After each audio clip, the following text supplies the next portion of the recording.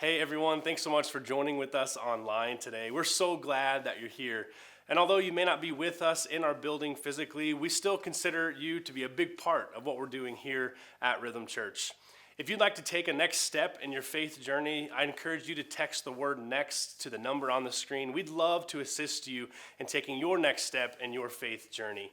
I'd also encourage you not to just consume our content, but contribute to it.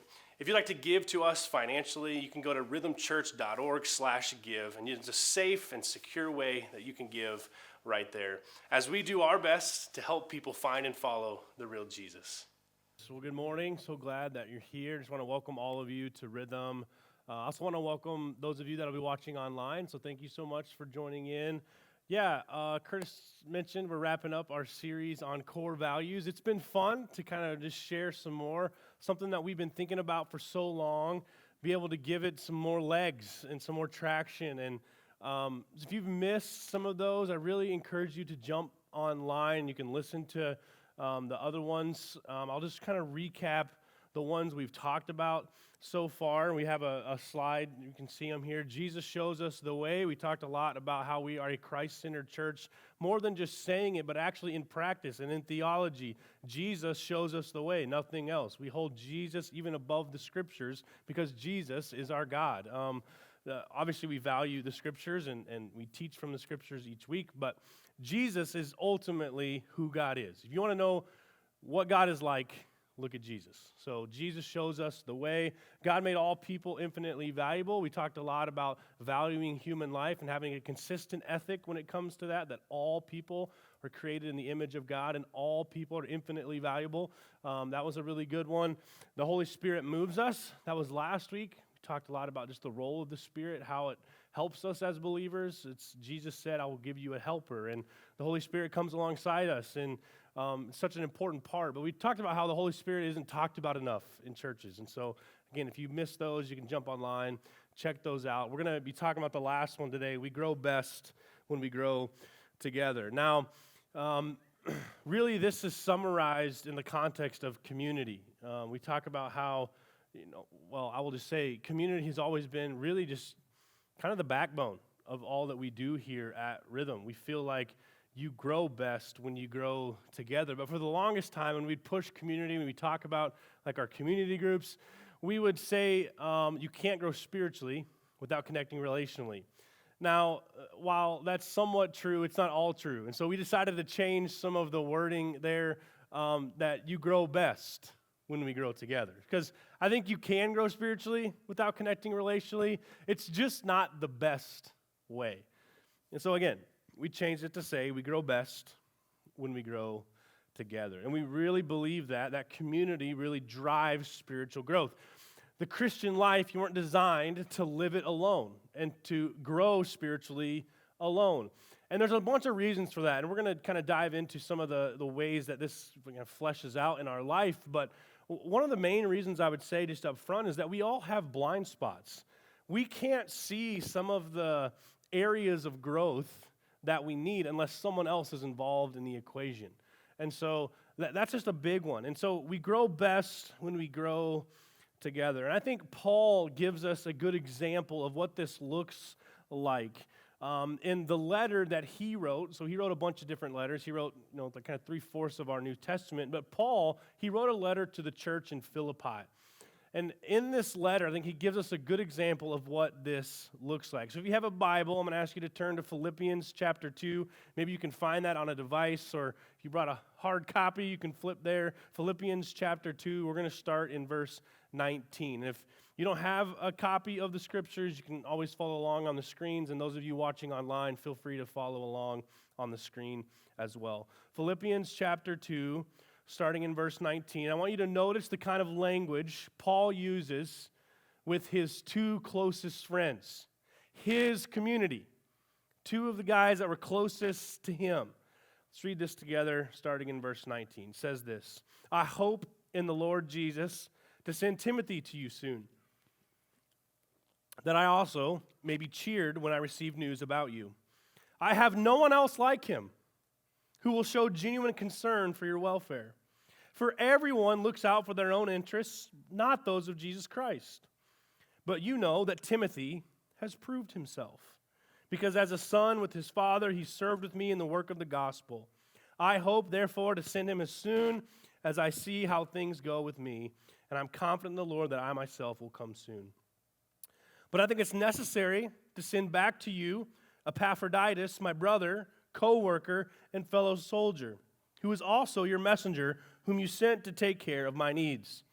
For he longs for all of you and is distressed because you heard he was ill. Indeed, he was ill and almost died. But God had mercy on him, and not on him only, but also on me, to spare me sorrow upon sorrow.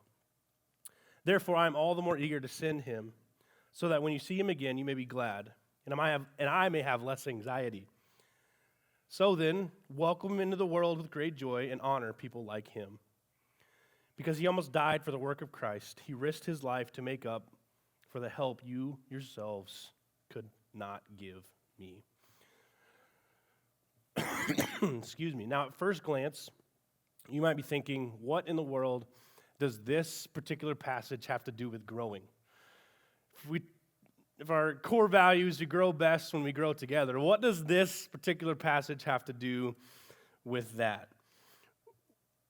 Stay with me. I think we'll all learn something along the way. The first thing we can learn, and if you're taking notes, I'd encourage you to write this down. I think the first thing we can learn is that we have to show appreciation for each other.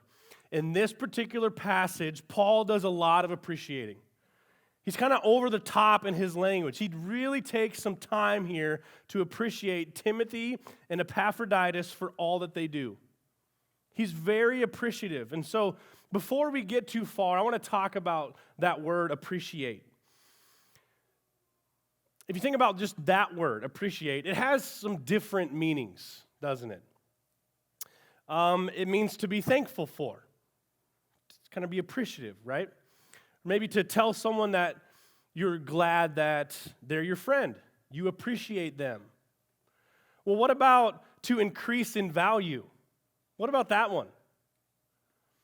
Have you ever thought about how the word appreciate means to increase in value? I mean, you've heard that before, right? What about when we appreciate each other? We increase each other's value. When we tell someone we appreciate them, we're raising their value. I like to think about it this way. I told you, I think it was last week. Tell you last week? Yeah, last week. Talked about the carpet pullers, right? And how I'm trying to get into this kind of renovation thing. You know, my wife and I, we bought this house, and it was built in 1913.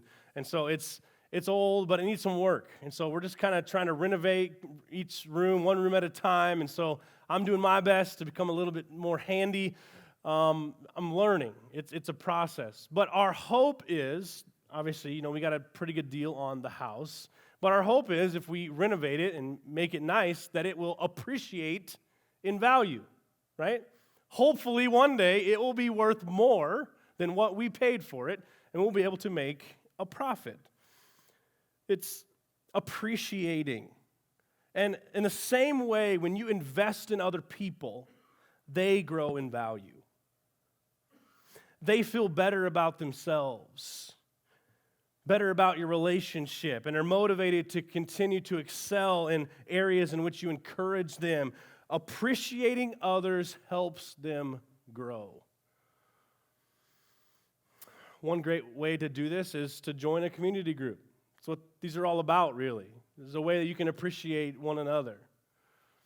And it's kind of good timing because our new round of community groups will be starting March 1st. And so at the end of today, if you feel like, man, this sounds great, I want to be able to grow the best that I can, you should consider joining one.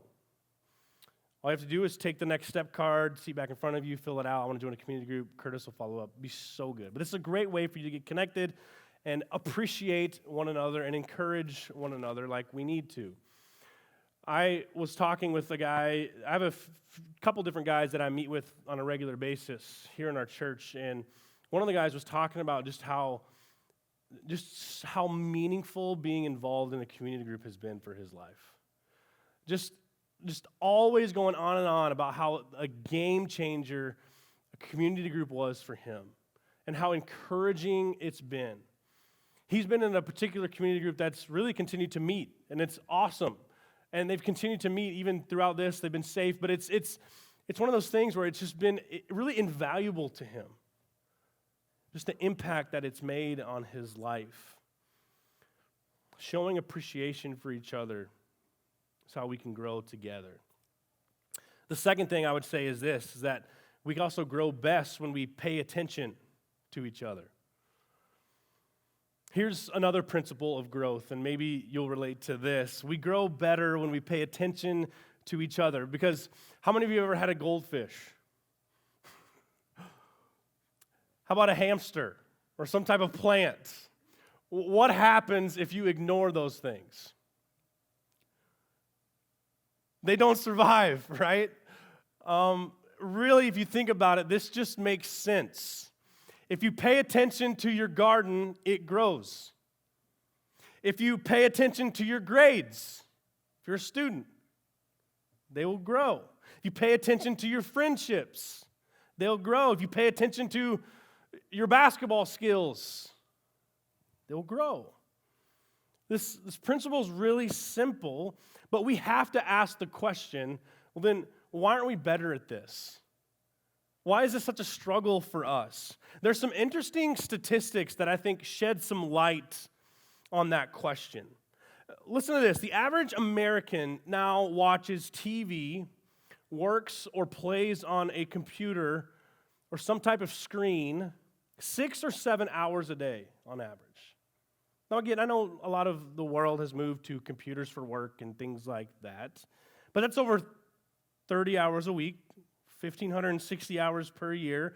It's the equivalent to spending about 16 hours a day for 97 straight days doing nothing but staring at a screen. And of course, if my wife were here, she'll be here at the 11, she'll be like, I can't believe he's saying this, because I struggle in this area.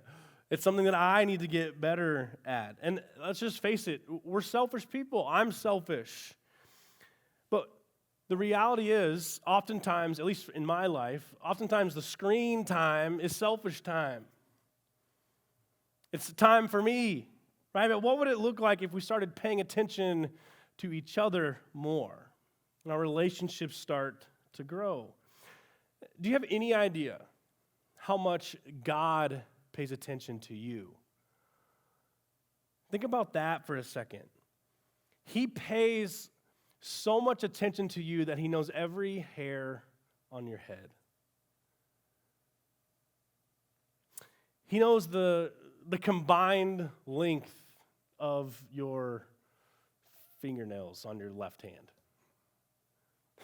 He pays so much attention to us. What would it look like if we paid attention to each other? Here's a challenge for you this week. What if you were to open your eyes and look around you and maybe find someone that you could pay extra attention to? Maybe someone you don't usually pay attention to. Again, if you're a student, maybe it's someone that in your class doesn't have many friends, or maybe it's someone right under your nose, like your brother or sister or family member, a good friend, someone that you really feel you could pay better attention to. Who would that person be? What if you were to go out of your way to pay better attention to someone around you? I think you'd be amazed how both of you would grow. Because I think we grow best when we pay attention to each other. The third thing I would say is this: showing affection toward each other. And I know this gets a little weird, okay? I want to be clear up front. I'm talking about appropriate affection. It's appropriate. And this also is a great principle. And what I want to focus on today is affection through physical touch, because I think this is so important. I think there's different ways to show affection, obviously. There's, body language and things like that, but I really want to focus on physical touch because I think we're in a position in society which physical touch could potentially go away. But I want to talk about that for a second because I think that's going to be devastating if that's the case. UCLA did a study a while back, and they discovered that to be healthy, fulfilled, satisfied adult, you need 8 to 10 meaningful touches a day. kind of what they determined. And I wonder how many of us are getting cheated then? How many of us really have 8 to 10 meaningful touches a day? We have to be better at showing affection. I think it's important to our survival and our growth. And I thought this was fascinating as well. I want to read to you an excerpt from an article released recently from the Texas Medical Center in regards to what COVID is doing to people and the lack of physical touch. So I'm going to read this to you. Just kind of dive into me for a second. I don't know all these words, but I'm going to do my best. Okay, they're medical terms. I'm not a doctor, but I'm going to do my best. But this is unbelievable. So this article was written recently, but they reference a 2018 study. So a 2018 study by scientists at the Medical College of Wisconsin in Milwaukee found that skin communicates positive and negative touch stimuli to our sensory neurons. The outermost layer of our skin, called the epidermis, is predominantly made up of billions of keratinocyte cells. The keratinocytes release a chemical called adenosine triphosphate, which activates receptors on the sensory nerve to convey the sensation of touch to the brain. Okay, stay with me. When we hug or feel a friendly touch on our skin, our brain releases oxytocin, which I've heard of this. I've heard of that one. A neuropeptide involved in increasing positive, feel-good sensations of trust, emotional bonding, social connection, while decreasing fear and anxiety responds in the brain at the same time. For this reason, oxytocin is affectionately known as the cuddle hormone. Our desire for physical contact starts at birth. If a baby is born prematurely, the baby may be in the NICU, the neonatal intensive care unit, but the mother is still asked to go to the NICU a few times a day to hold the baby, put the baby on her chest, even though they're not breastfeeding. Shaw, which was a doctor that's talking about in the article, Shaw explained, we know that this bonding, this human-to-human touch is important for the growth of that child. Even as adults, touch helps regulate our digestion and sleep and even boosts our immune systems. I think God wired us, created us to show physical affection to one another. Romans 12:10, I think, echoes this. Romans 12:10 says, love one another with brotherly affection as members of one family. Love one another with brotherly affection. So guess what? We're family. I feel like I should just start singing that song. We are family. That's a good one. We need to love one another, and we do it by showing brotherly affection. And again, this doesn't have to be weird. I'm not talking about weird things. I'm talking about what it means to get a hug from somebody. For somebody to put their arm around you. Like I mentioned before, previously in the message, I meet with a couple different guys that are in our church on a regular basis. And there was one meeting that we were having a few weeks ago, and there was just some vulnerable stuff shared, and it was just a great time. We were able to really just kind of pour into each other. And I know even with COVID, you can kind of judge me if you want, but at the end, I just felt like, man, can I give you a hug? And so me and this grown man, just two guys, just stand up, we just hug each other. Why? Because it just felt good. Because I felt like it's what he needed. It's what I needed. And there was some power. There was just really, I feel like the Spirit was there in that moment. There was some power there. I think if we're going to grow best together, we need to do so by showing affection to one another. And again, I know the state of the world we're in. It's probably not wise to go around hugging everybody right now. I'm just praying and hoping that one day it will return, where we can physically touch each other. A firm handshake, a hug, putting your arm around somebody, because I just think it's so important. And again, we have to be wise. I'm not saying right now you need to get up and start hugging people. Although I thought about that in the message, like, what would it look like right now? Give somebody. No, that's not good. We have to be wise, but again, I hope that doesn't go away. It's just really concerning. I think if we grow best, we have to do so by showing affection. And so now, maybe we have to get creative. Maybe it's making sure to smile and wave, or whatever it may be. Just try your best. Showing affection to one another, I think, is so important. The last thing I would say is this. We help each other grow by admitting our weaknesses to each other. And this one's so important. If you want to see your community grow, if you want to develop long-lasting, intimate relationships and friendships with people, you have to be willing to admit your weaknesses to each other. It's called being vulnerable. But there's power in vulnerability. The dictionary definition of vulnerable is susceptible to physical or emotional injury. We need to open our lives up to each other. We need to be willing to share things with each other that we don't want to share.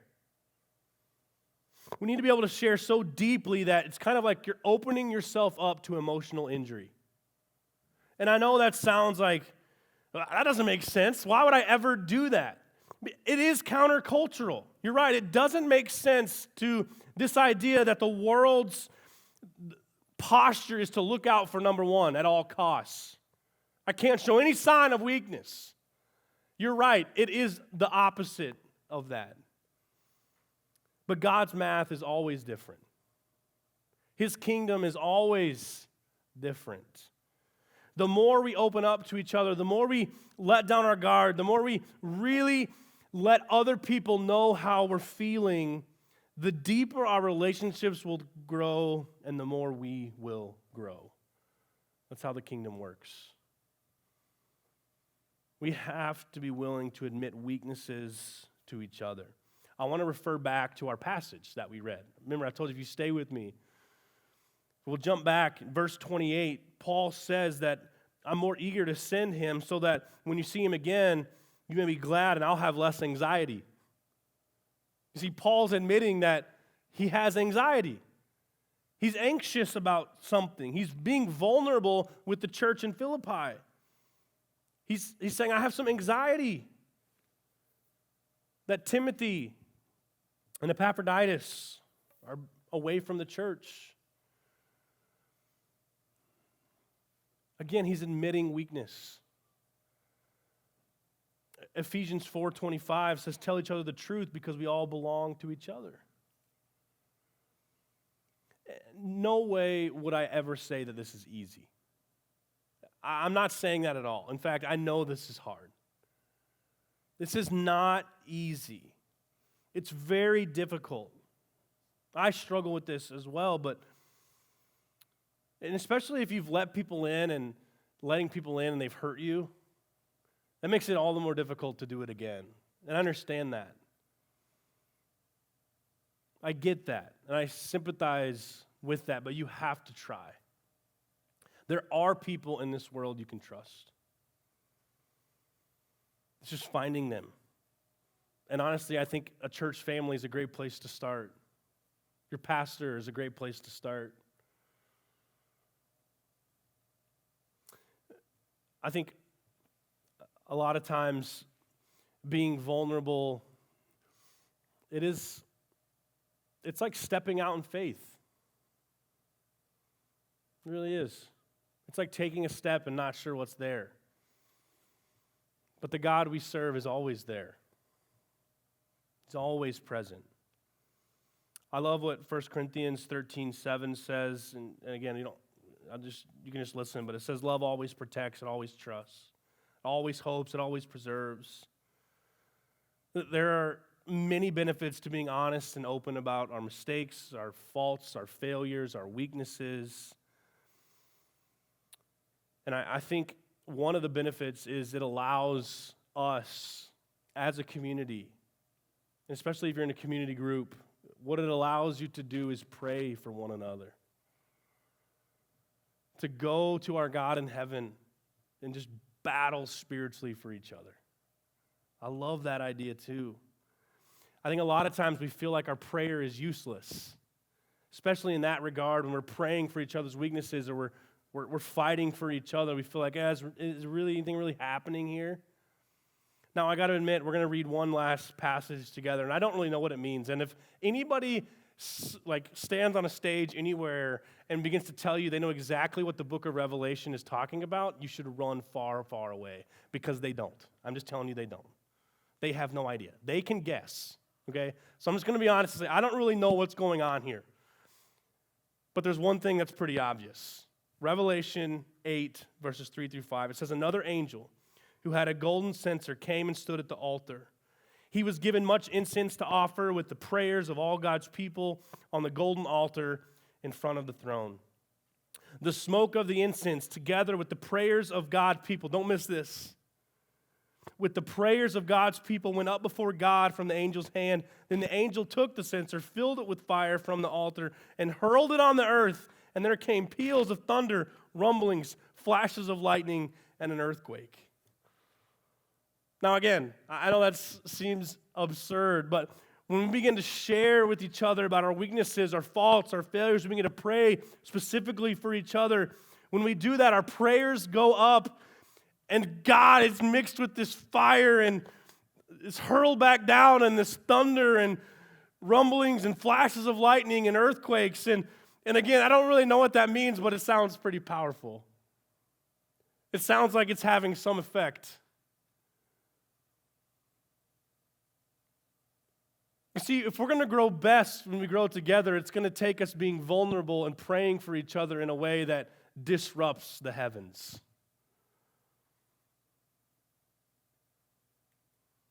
All of creation being shaken by the prayers of the saints. It's you and it's me. When we open up to each other, when we pray for one another, we shake the earth. Man. I don't know about you, but I need people in my life. I need people in my life if I'm going to grow spiritually. Because like I said, I have blind spots. We all have blind spots. And if it weren't for the people that I can trust and that I have a relationship with, that are like-minded, I should say, that are also Christ-centered people, if it weren't for them, man, I don't know where I would be. I know I wouldn't be standing here. I know I'd be a terrible dad, horrible husband, awful friend. I'm not saying I've got all that figured out. I have a lot of ways to grow in that area too, but I know I'd be a lot worse off. I'm just so grateful for the community that I have. And I cannot emphasize enough how much I would recommend you at least joining a community group, getting involved with people in your faith community, allowing them in. And I know it's scary, I know it's awkward, but I'm telling you, what lies beyond awkward most times is significant. In our culture today, people will try anything and everything to avoid the awkward. And I get that, because I'm kind of that way too. But I'm telling you, if you would just press a little further, if you take one step past awkward, is beauty, is power. Just take one step past it. One step past that initial meeting everybody, which everyone hates, the small talk. One step past. So show up to the first community group, but then come back for the next one, is what I'm saying. Because I hear so many times while I went, and it wasn't my thing. Like, okay, well, you didn't try it. Try twice. Go back again, the second time. And if you can't do that, get creative. Find a way to be in community with people. Because I really do believe, this church believes, our elder team believes, our staff believes that we grow best when we grow together. Can you grow spiritually by yourself? Yeah. But you're going to be way behind. It's not going to be near as significant. You can do it alone, sure. Like God will meet you right where you are. But I'm telling you, we grow best when we grow together. So find a way to get plugged in. Like I said, community groups are starting up in March. It's a great opportunity. Sign up for one. Get involved. I'm always available as well. Because I don't want to bother the pastor. This is my job. I love this. You know, the guys I meet with regularly, they always say that. Look, if I ever get too much, I'm like, no, like this is what I should be doing. You know, pastors that act like they spend like 20 hours a week on sermon prep, they need to be better at their job. They shouldn't take that long. Seriously. Like, you just don't know what you're doing, I would say. I should be with people. I should be with you, building relationships, getting to know you. So don't ever feel like you can't reach out to us either. I know Curtis or Prudence, we'd all be happy to sit down and develop relationships and meet. It's not a burden. It's like what we love. You know, it's so funny when people say that. I just don't want to burden you. Like, no, like you're robbing me of joy is what you're doing. Like, I love this. I love this part. And by you not reaching out, it's like you're not giving me the opportunity to do what I love, to be your pastor, spiritual influence, community. That's what it's all about. Let's pray.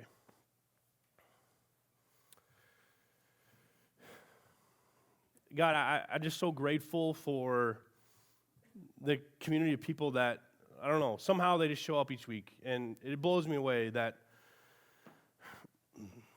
there's so many people in this area that just are so just sold out to you and your kingdom. And it's just so encouraging. And I pray if there's anybody here today that feels kind of on the fringes, they feel like they want more spiritually, that they're kind of on the outside looking in regards to their spiritual life. I do pray that your Spirit would prompt them this morning to take a next step in their faith journey. To grab that card and say, I want to join a community group and give it a chance.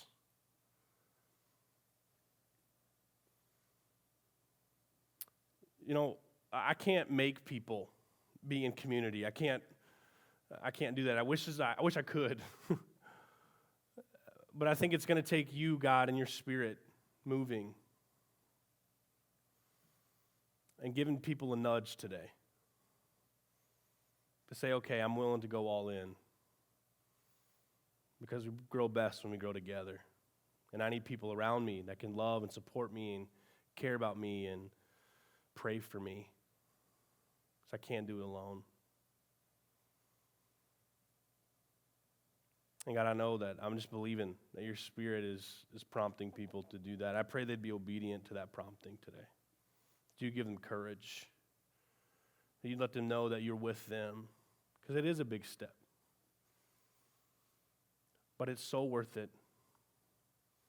And God, you know, I haven't talked to anyone that's been actively involved in a community group that's regretted it, ever. Actively involved in Christian community and regretted it. It's beautiful. There's so much growth that can occur. And that's how you designed it. Because you yourself, you've existed as eternity, this beautiful community, Father, Son, and Spirit. At the very essence of who you are, God, is community. And so we want to worship you. We want to respond to what your Spirit is doing in this place. I pray all this in Jesus' name. Amen.